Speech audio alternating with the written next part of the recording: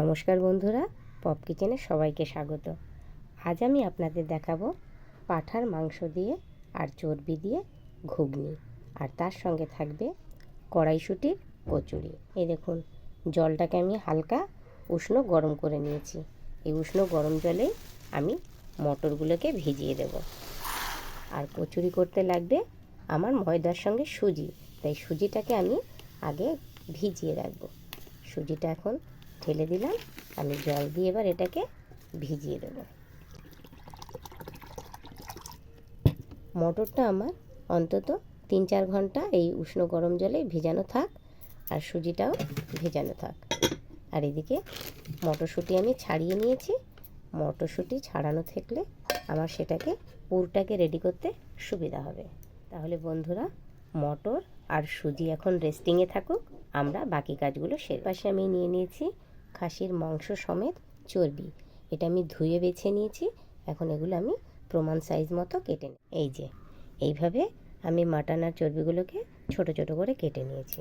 এবার ঘুগনিতে আমার কি কি মশলা লাগবে দেখি।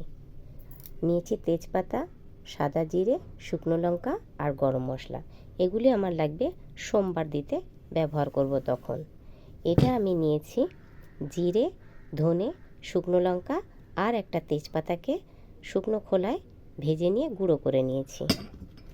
আর এখানে আমি বেটে নিয়েছি আদা, রসুন, জিরে আর শুকনো লঙ্কা।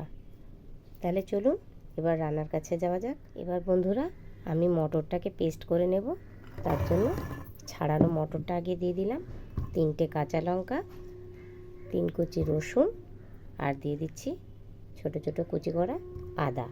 এর মধ্যে আমি দিয়ে দেব অল্প লবণ। এবার এটাকে আমি একসাথে পেস্ট করে নেব। এই দেখুন, পেস্ট আমার কমপ্লিট। এবার তাহলে এটাকে আমি কড়াইয়ে দিয়ে পুরটাকে রেডি করে নেব। গ্যাস জ্বালিয়ে কড়াই চাপিয়ে দিয়েছি। কড়াই হয়ে গেছে গরম, তাই আমি দিয়ে দিচ্ছি সাদা তেল। এই দেখুন, তেল হয়ে গেছে গরম। তেলের মধ্যে দিয়ে দিচ্ছি অল্প একটু হলুদ। এর মধ্যে এবার আমি দিয়ে দিচ্ছি পেস্ট করে রাখা মটরশুঁটি।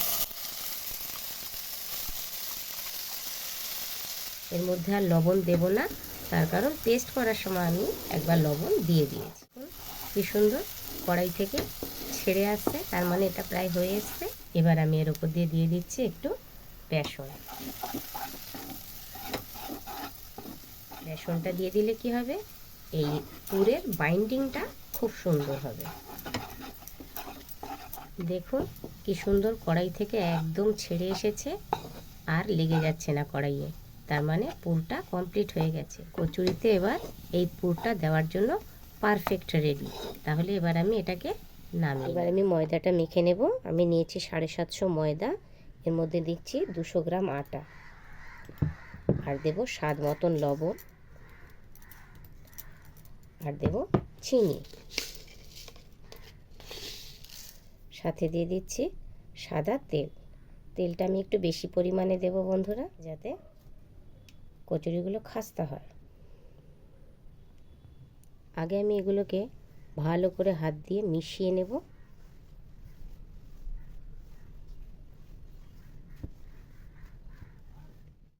ময়দার সঙ্গে ময়মটা আমার ভালো করে মাখানো হয়ে গেছে।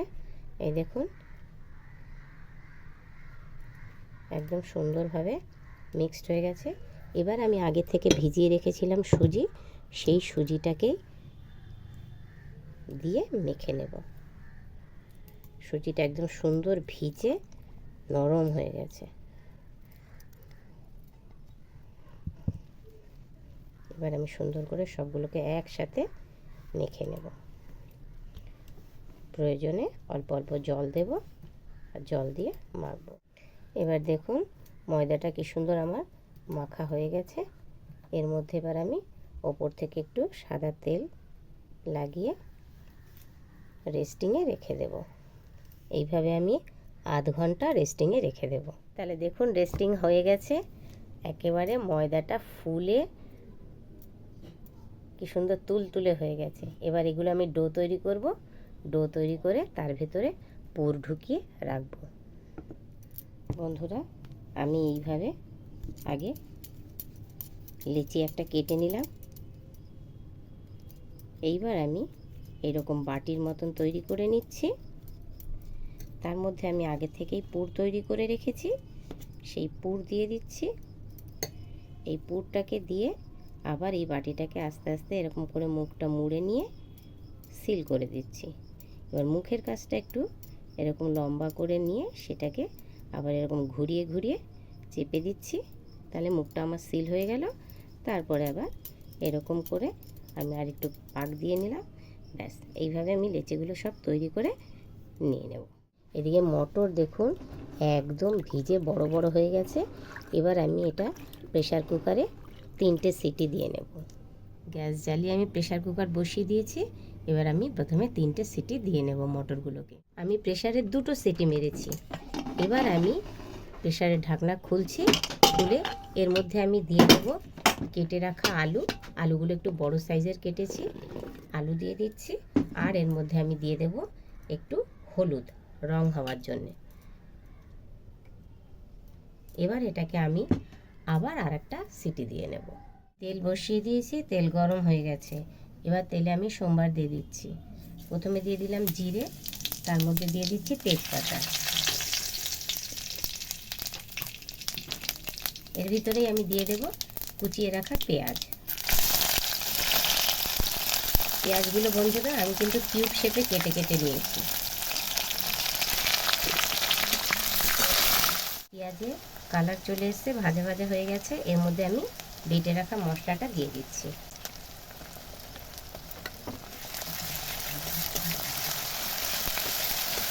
এর মধ্যে দিয়ে দিচ্ছি চিড়ে রাখা কাঁচা লঙ্কা। এবার আমি এতে দিয়ে দিচ্ছি হলুদ আর লবণ। তা থেকে তেল ছেড়ে দিয়েছে। এবার আমি মাটনগুলো এর মধ্যে দিয়ে দেব।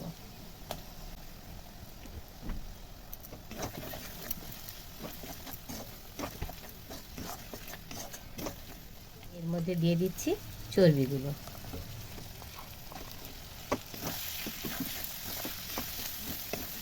চর্বি থেকেও তেল ছাড়তে শুরু করে দিয়েছে। এবার আমি কুচিয়ে রাখা টমেটোগুলো দিয়ে দেবো। তার সঙ্গে দিয়ে দেবো বন্ধুরা আমি যে মশলাটাকে আগে থেকে গুঁড়ো করে রেখেছিলাম সেই মশলাটা।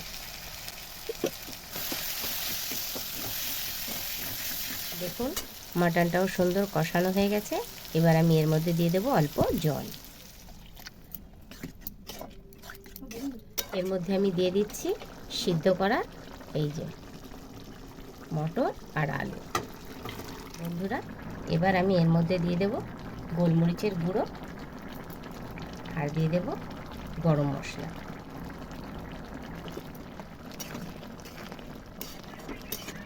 বন্ধুরা ওদিকে তো ঘুগনি হচ্ছে, এদিকে আমি কড়াই চাপিয়ে দিয়েছি, তাতে দিয়ে দিয়েছি সাদা তেল।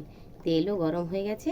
এবার আমি কচুরিগুলোকে বেলবো। আমি এবার কচুরিটাকে ছেড়ে দিই।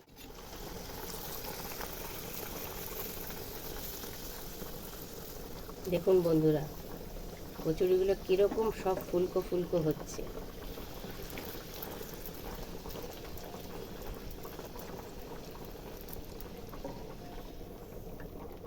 বন্ধুরা আমার কিন্তু ঘুগনি একদম রেডি হয়ে গেছে। দেখুন এবার আমি এর ওপর দিয়ে ধনেপাতা ছড়িয়ে দিয়ে নামিয়ে নিচ্ছি। ধনেপাতা আমি আগেই কুচিয়ে রেখেছি, সেটা আমি দিয়ে দিচ্ছি ওপর দিয়ে। এবার আমি এটাকে নামিয়ে নেব। দেখুন বন্ধুরা মাটন আর মাটনের চর্বি দিয়ে ঘুগনি একদম রেডি। তাহলে মটন ঘুগনি আপনাদের কেমন লাগলো অবশ্যই কমেন্ট করে জানাবেন। আর তার সঙ্গে যদি এইরকম ফুলকো ফুলকো কড়াইশুঁটির কচুরি হয় তাহলে তো পুরো জমেই যাবে। রেসিপিটা যদি আপনাদের ভালো লাগে তাহলে অবশ্যই লাইক করবেন, কমেন্ট করবেন আর সাবস্ক্রাইব করতে ভুলবেন না। তাহলে আজকের মতন এই পর্যন্ত, টাটা।